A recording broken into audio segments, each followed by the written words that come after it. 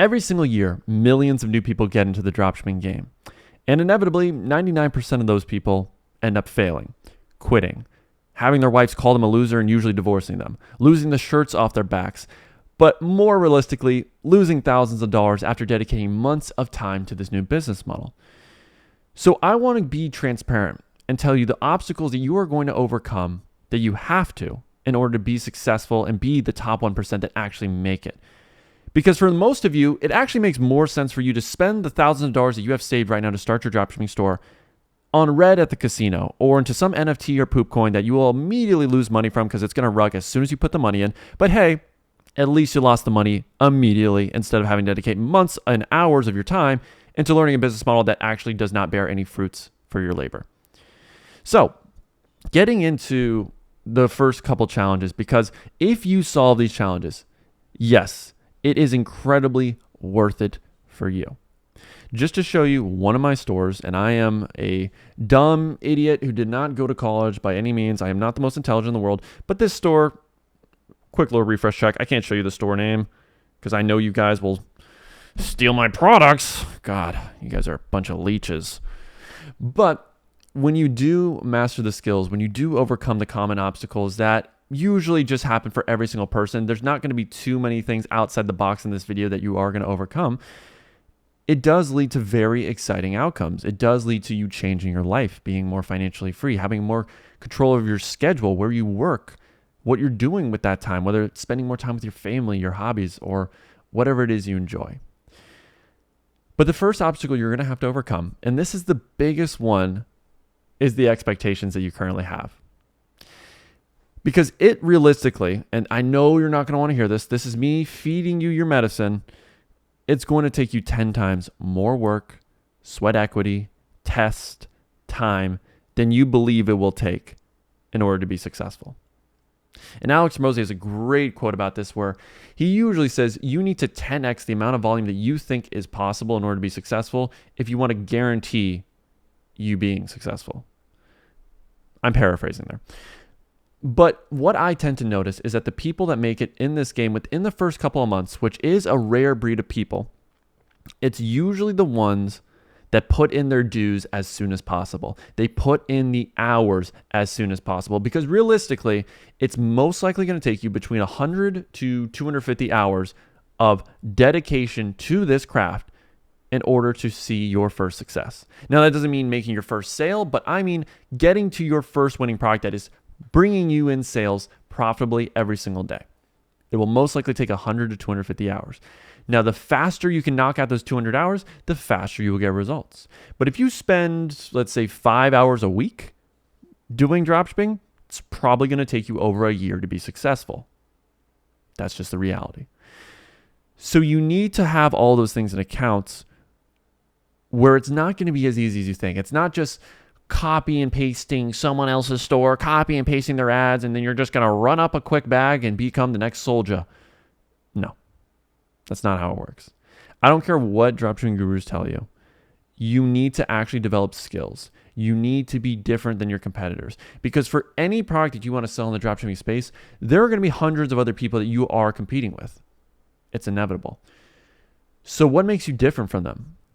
What are you doing differently to position your store and your ads into the minds of your potential customer? Why should they choose you? And in many cases, that means you have to differentiate in the form of your offer on your website, the copywriting on your website, the ads that you're making, the marketing angles, the copy, the messaging, the scripts, the clips that you're using. You need to find a way to execute those areas better and more efficiently than the competitors that were already scaling with that product, because there will be people scaling, usually any product that you want to sell. So you can't just come into this thinking, I'm going to spend a few weeks just watching some YouTube videos. I'm going to copy and paste a store. I'm going to use AI to build my store. I'm just going to rip some ads and boom, I'm going to make money. That expectation is what is killing you right now. And that leads me to my second point, which is that you are going to fail a lot. You are going to get your ass handed to you. You're going to get slapped in the face silly.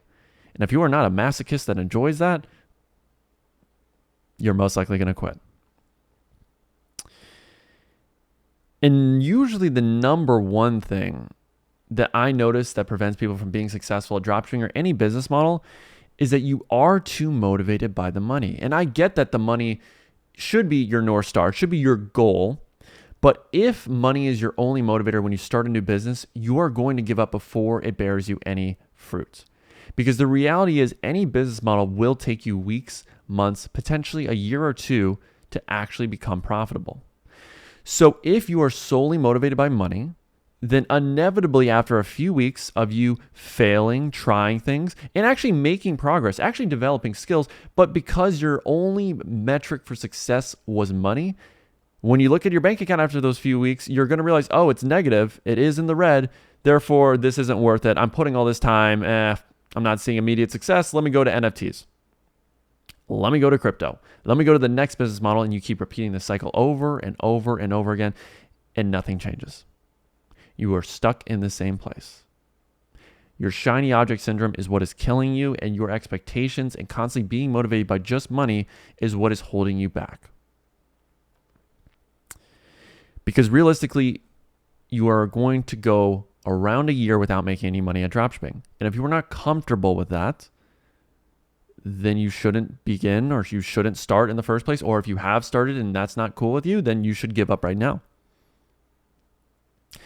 And that's not even the first place. I mean, outside of that, your friends, your parents, everyone around you is going to doubt you. They're going to say, this is stupid. Go get a regular job. Go the traditional route. They're not going to believe in you. You are not going to get a lot of support compared to doing more traditional things.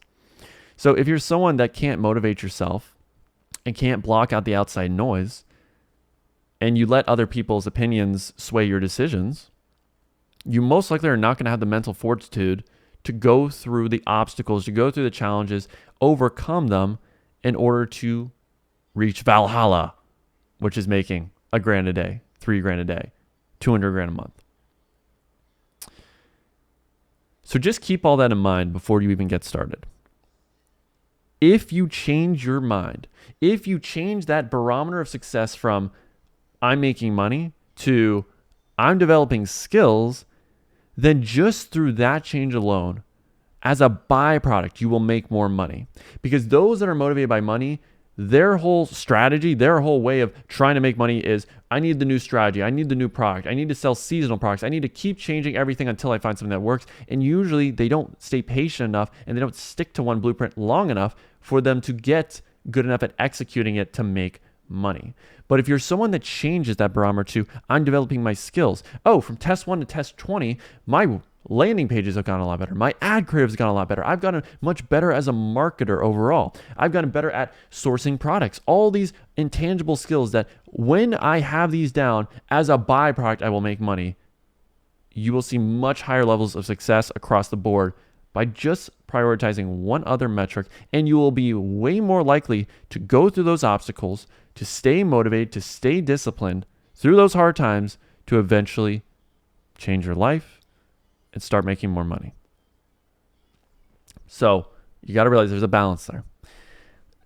Now, the next thing I'd say is if you don't know your metrics in dropshipping, you are screwed. My metrics are what help me make all my decision making. But when I look at beginners that are constantly struggling, God, brain fart there. I'm like Joe Biden out here, Sleepy Joe. The metrics, yeah. I used to ride my bicycle when I was 10. I had ice cream at Uncle Sal's. What are we talking about? Dropshipping. Yeah. Metrics. So when it comes to metrics, that should be the main thing that guides a lot of your decision making. For me, whenever I'm testing a product, I will have baseline KPIs on my website, on my ad creatives, on my offer, where I know if I'm hitting these metrics, then I need to do X, Y, and Z. And if I'm not hitting certain metrics either on my website or ad, and I break down those individual metrics, then I know which changes I need to make, what things I need to split test, because this is a game all about feedback and learning. When you test a product 9 out of 10 times, it is not going to be profitable. But you may make some sales. You may get some ad cards. You may get a lot of link clicks. And you have to know what changes to make based on that data so that you can eventually crack that code, have the perfect product, offer, and creative in order to be successful, to scale, because you're most likely not going to have all three of those things nailed down. Now, product-wise, you're probably going to have that because it's actually not that difficult whatsoever to find a winning product. In fact, we pretty much all have sold winning products, but we weren't able to make them work profitably because we didn't have one or two of these main things nailed down, and you have to have both, which is having the right offer and the right creative. In a lot of cases, your creative does 95% of the work. If you have a killer creative that pre-sells your audience and tells them exactly why they need the product, then almost doesn't even matter what your website looks like. Obviously, if your offer sucks, then they're not going to buy. But if you have a decent enough offer, your creative will carry nearly the entire business. And that's why I put so much emphasis on trying different marketing angles, trying different hooks, trying different bodies on your ad, because you just need to get one concept and one messaging style down in order to scale to $1,000 a day. You just need one winning ad. Now, obviously, if you have 2, 3, 4, 5 winning ads, then that allows you to scale beyond that. So it really takes knowing your metrics, having KPIs, because if you are just testing products and shooting in the dark and you don't even know what the numbers really mean, you are going to be unsuccessful no matter how many products you test. It is just going to be you shooting at the dark, throwing spaghetti at the wall, and you don't even know what to do when it actually does stick. So know your KPIs. Next thing, quite a common problem you are going to deal with when you start to scale is dealing with unhappy customers. Now, you can prevent this in a variety of different ways. One, only sell products that have good reviews. And you can verify this on Amazon by looking up the product, making sure it has at least 4.0, 4.1, 4.2 in the star ratings. If it's below that, if it's in the 3s, it's not worth the hassle. I don't care how many sales that product is making. I don't care how untapped it is. I don't care how many great creatives or how likely you think it's a winner. If it's getting shitty reviews, do not sell it. It's going to eat at your margins. If your return percentage goes above 1%, your margins really take a hit. And in most cases, a lot of you only want to sell clothing products because it's super easy to do. I just have to throw up a basic product page and throw up some easy ads and la-di-da. And sure, you may actually get a winning product, but what ends up happening is clothing has the highest return rate. It is usually a 25% return rate. If your margins are 25% with 0% returns, if you have a 25% return rate, you have no money. You are not profitable. And that's the average for a clothing product. So keep that in mind when you're selling anything in the clothing industry, and keep that in mind when you decide to sell a product that has very high return rates, that's going to eat at your margins, that's going to have you deal with processor bans and processor holds because you're going to get a higher chargeback rate. And it's just going to generally bring you so many headaches, so many customer support tickets that you also have to handle, that it's usually just not worth the squeeze. Same thing with counterfeit products. Don't sell counterfeit products. Don't be the idiot selling Star Wars or the Joker or whatever. You know intrinsically you shouldn't be selling that product. You numbnuts. God, I swear, sometimes I can't even look you in the face. The things you guys sell and throw my way, I'm like, oh my gosh. You want a one-way ticket to Sioux Town, I'll tell you that. All right, let's get to the next point. This is something that usually kills a lot of intelligent people that get into dropshipping, where you see a lot of people that are successful. You know that can be you. You see how these people that are making money are usually not the most intelligent. Prime example. And for some reason, when you get into this space, it doesn't work for you. What's the deal with that? What I've noticed after coaching 500 plus students, I've coached a lot of people. I've coached people that are business, Ivy League school, have multiple degrees, and I've coached 15-year-olds that don't have a thought in their head outside of jerking off, playing Fortnite, and smoking weed. And on average, I'd say the success rates between the teenagers and then the multiple degree having college educated adults, it's shocking, I know, but usually the teenagers win. Why? Well, it tends to be that in dropshipping and in business, people with a bias for action tend to win more than people with a bias to be procrastinators and thinkers and planners. And I need to watch every single YouTube video on planet Earth before I get started because that's the only way I'll be prepared enough to get started. When in reality, it doesn't matter how many videos you watch. It doesn't matter how many courses you watch. It doesn't matter how many mentors you pay. You are not going to be fully prepared for every single scenario of what's going to happen in dropshipping. You are not going to have all the answers when you get started. The only way you get those answers is through doing the thing. There is no substitute for doing the thing. So if you think progress is just watching videos and learning more things, and naturally you've been trained as a college educated person, that is progress for you, is learning new things, and that you've kind of gotten addicted to this feeling of learning, that you forget that doing is the only thing that actually matters. I'd rather have someone that knows 70% of what they need to know to get started, but has an action bias, than someone who knows 300% more than they should know, but does not have an action bias. Because this person naturally is going to learn through the experience, through the trial and error, putting in the reps. And as we mentioned earlier, they're going to put in those 100 to 250 hours of doing the thing rather than learning the thing. A lot of you will spend 100 hours learning how to do dropshipping. You haven't spent an hour actually doing it. And it's sickening. It disgusts me. You make me want to throw up. But that is true. And that is something that I've dealt with in the past, where I'm a big planner. I always think, oh, long term, this is what I'm going to do. Oh, when I test these products, this is what I'm going to do. Just do the thing. Stop thinking. Your brain is killing you. And I know that's counterintuitive. I know you've been trained to know every single scenario. Oh, well, what about LLCs? What about taxes? You'll get to it when you get to it. Stop trying to solve future problems that haven't even happened today. Solve the problems that are currently facing you. Worry about the future when it happens. I don't want to hear your excuses. Shh. Next one. And this is a big one. This really is. I know I'm saying everyone's a big one. But the reality is, when you have a winning product, you're still going to deal with problems. I understand your current problem at this moment is finding that winning product, but just because you've actually found that winner does not mean, oh, it's happy days. We're just scaling, making money. We can buy shoes left and right. We can go to 11 in Miami with Ethan and do some things that we can't talk about on camera. Let's just keep it PG. Go to Miami and buy Ethan a nice tomahawk steak. Oh, and congratulate him and thank him for changing my life. Now that sounds like a good goal to me. I'd put myself on your vision board to meet me one day, shake my hand, take a selfie with my 6'3" self as I tower over you like Tony Robbins. And you say, wow, I finally made it in life. I met the E-Dog. No way.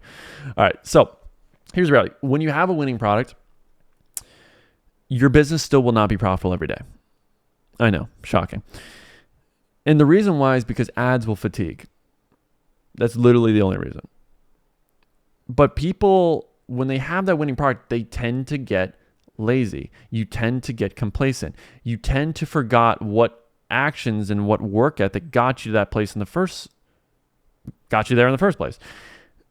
And when you lose that dog, when you lose that passion, when you lose that hunger just because you're making a little bit of money, what inevitably ends up happening is your business slowly but surely deteriorates. It starts to become less profitable. You start to make less money, and you don't notice it at first. But slowly but surely, after a few weeks, you're back to square one. And all of that hard work and effort that it took to build the momentum to push that boulder up the hill, now that boulder's coming crashing down. So you need to keep putting your foot on the gas pedal even when you have won the race. Because if you don't, if you take it off for a second, you're going to lose. It is going to go back to scratch. So the way you combat that is you keep making more ads. You keep doubling down on your team. You keep investing back into the business so that you can make even more money. You don't take all this money out of the business, buy a bunch of shoes, go partying, do whatever you do. Sure, take a little bit for yourself. No problem there. But for the majority of the money, you need to reinvest it back into the business and keep making more ads, because the current ads that got you to where you're at, where you are profitable, will not always be profitable. They might last a week. They might last a month. You don't know. But the reality is you need to prevent future problems by solving this with new ad creators. And even if that creative, let's say, lasts a month or 2 months, awesome, great, you're making money. you should keep testing new creatives, because if you find new winning creatives, then you can scale even more and make even more money and be more profitable. So there's no reason why you take your foot off the gas pedal once you have a winner. Now, other reasons why you may have a winning product, but then it starts to go unprofitable or you break even and stuff of that nature, is your website's not optimized.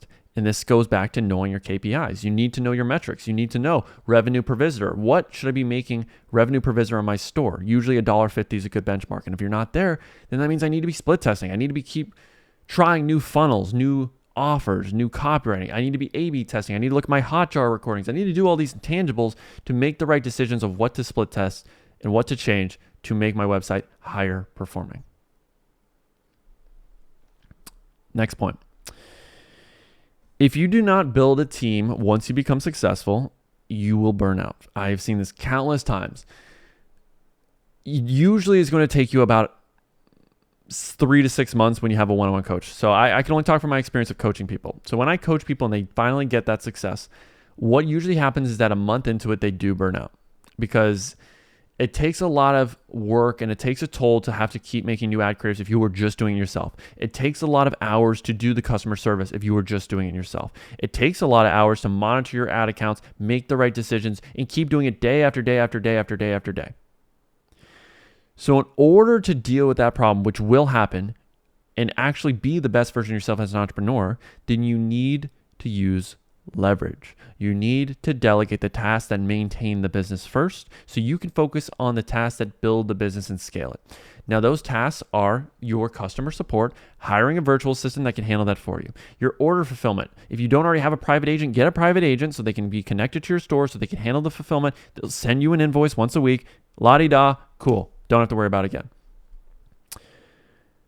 Then other tasks would be having a video editor, having someone that's analyzing your ads and is telling your editor, hey, here's what we need to be doing now. We need to make more variations of this winning ad. We need to try this hook. We need to try this new concept with this messaging style. Constantly churning new ads out that you can test. You should at least be testing 5 to 10 new ads a week. That's not too crazy. That's 2 videos a day. 2 ads a day. And a lot of times those ads aren't even completely new ads. It's just, oh, I want to change the hook on a winning ad. That takes 2 seconds. You can have an editor make you 10 new ads in the same day if you just say, hey, I want to try these 10 new hook variations on the winning ad. And those are all new ads. So you need to build a team where you have the editors working on new ads, the customer service agents working on answering tickets, having the supplier connected to your store, handling the orders fulfillment for you. And then usually from there, you will handle the media buying. You can obviously handle that by monitoring it every day, or you can outsource that to someone on an Upwork. Upwork's usually really good. You'll find a lot of Ukrainian, Russian media buyers that are the best, in my opinion. But I recommend handling the high leverage tasks in your business, which is the media buying and the ad creatives, or at least planning those out. So build a team before the business starts to eat you up, because I know when I was first scaling, I burned out as well. I was fulfilling so many orders, and this was before Desers, this was before AutoDS, link in description, and you had to manually type everyone's address, their name, every single little detail, and it was tiring. I was getting carpal tunnel. My fingers were breaking at the seams. I'm being dramatic, but it did take about an hour or 2 hours a day just to fulfill orders and do my customer service tickets every single day. And it really takes a toll, especially when you're doing customer service, because customer service is inherently a job where you have to deal with negative people constantly. And that is going to lower your morale of having to constantly answer, go back and forth, deal with bickering people. It's not the best headspace for someone that needs to be scaling the business. So you need to realize your time is more valuable than that, and you need to hire someone to do it for you. Other things is that, and you're probably realizing this in general, is that the problems never stop. Even when you're successful, you are going to deal with higher level problems. And the more problems you solve, the higher level problems you solve, the more money you are going to make. If you solve level 1 problems, you'll make level 1 money. If you solve level 10 problems, you will make level 10 money. Now at level 1, the problem is you don't have a winning product. And that means you have to develop your skills. Now, once you have the winning product, next level of problems is going to be dealing with ad account bans, dealing with running out of inventory and planning ahead for that, dealing with cash flow issues when scaling and knowing your budget, dealing with payment holds, dealing with The fact that no matter how much you prepare, no matter how many videos you watch, no matter how smart you think you are going to encounter certain scenarios that you will not have the answer for. And you need to be prepared for that. And you need to have the ability to overcome those problems, whether by being resourceful and looking them up on the internet or having a mentor or coach that has been through those problems a million times and can tell you exactly what to do. That is the only solution. But you need to be a firefighter. You need to constantly put out fires every single day because it never ends. It will never end. When you sign up to be an entrepreneur, there are always new challenges every single week. And that's why I love it, because it stimulates your brain. You're constantly having to think, having to deal with new scenarios. It's not the same mundane 2 or 3 things that you deal with at your job every single day. No, you're constantly having to expand your brain, think outside the box, and figure out solutions. And you get better at that over time. You develop that muscle of problem solving as you solve bigger and bigger problems and overcome bigger challenges to the point where you become an entrepreneur that is deserving of making $200,000 a month. I just sneezed there for a second. Well, hate when that happens. I got a big old Jewish nose, so you can only imagine the damage, the recoil, the earthquakes that happen when I sneeze. Ugh. This camera would fall right over.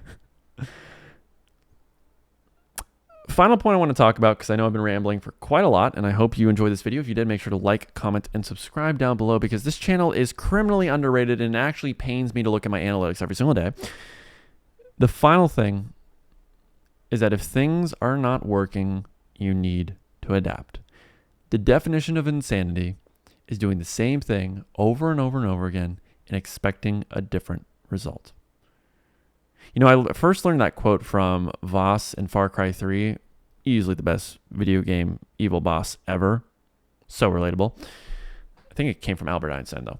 So that is a very constant loop I noticed, though, with a lot of beginners, where they're constantly trying one approach to dropshipping or another approach, and that approach just clearly is not working because they don't know how to execute, or that strategy just is fundamentally flawed.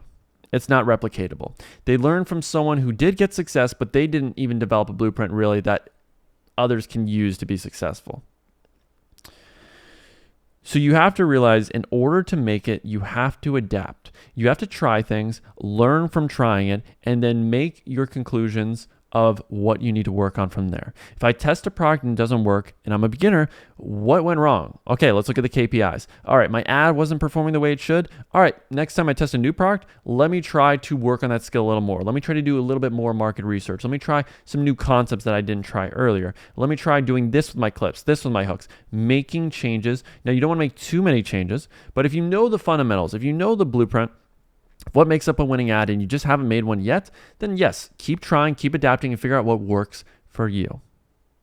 Because no one is going to have a step-by-step copy and paste blueprint 100% that you can follow to a T that you will make money with. You will have this blueprint from either a mentor or coach, whatever, that will be the stepping stone. It will be the foundation. But the reality is, in order for you to be successful, you are going to have to adapt it. You are going to have to try things outside the box that maybe your coach or mentor or whoever you're learning from doesn't recommend or hasn't even mentioned.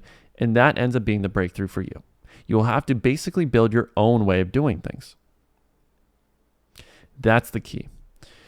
So if things aren't working, then I would implore you to really be honest with yourself and say, what can I do differently? Is it trying a new strategy? Is it doubling down on my strategy but making a few nuances to it?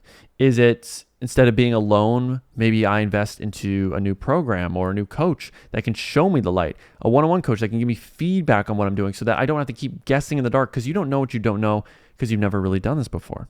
So if you can work with someone that's a few steps ahead of you, who can look at your business, look at your ads, look at your products, and tell you exactly what you're doing right and what you're doing wrong, then you would know, oh, here's the feedback. Because again, it's both approaches, whether you're doing it alone or whether you're working with a coach, you have to do the same thing.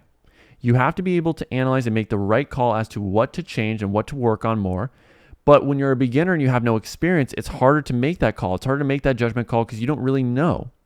You don't have that frame of reference. You haven't been successful. Obviously, if you work with a coach, then they can 100% call it to a T. Here's where you're lacking, and here's where you need to put more emphasis, and here's the exact changes you need to make. But if you're a beginner, you don't know. You have to kind of try a bunch of things. You have to do that trial and error, and that trial and error costs a lot of money. It costs a lot of time. So if you want to speed things up, I'd recommend working with someone. It could be me, it could be someone else. That's besides the point. I know for me, I had to work with Noah Brewer personally. I paid him $1,500 a month back when I was 17 and I didn't have a lot of money. And that ended up being the breakthrough because he told me exactly what I was lacking, because I had made $50,000 in revenue my first year dropshipping. Barely made a lick of profit though. I actually lost money from $50,000 in revenue. I know it's crazy, but I didn't know what I was doing. And he told me that my ads were what were preventing me from being profitable. And when I put more emphasis on them, when I tried new hooks, when I tried new images, when I tried a few of the feedback points he gave me, that's when things broke through. And for anyone that's ever been successful in dropshipping, I don't know anyone that has not had a mentor or had that person that really helped them show the light and the error in their ways and what they needed to focus on. So I hope that gives you a very transparent reality of what it will take, the obstacles you'll have to overcome in order to be the top 1% of dropshippers that actually make money in this game.